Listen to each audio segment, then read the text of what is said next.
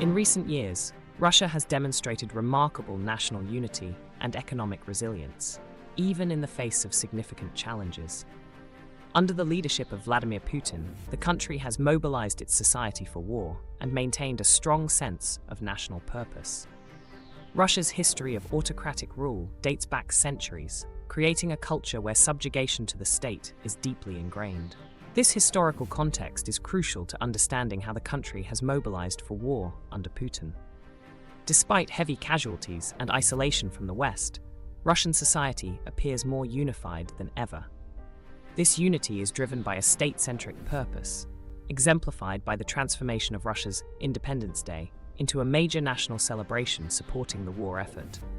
Russia's economy has shown remarkable resilience, adapting to wartime conditions and international sanctions.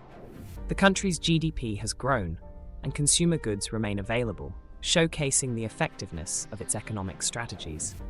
Public support for the war in Ukraine remains high, with many Russians believing in the state's right to pursue its interests over individual rights.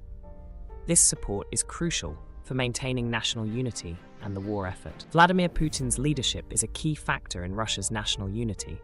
His approval ratings remain high, bolstered by propaganda that portrays him as a defender against Western aggression. Russia has expanded its influence globally, forming alliances with countries hostile to the US and increasing its presence in regions like Africa. These geopolitical strategies are part of its broader effort to counter Western influence. In conclusion, Russia's national unity and economic resilience under Putin's authoritarian rule are remarkable.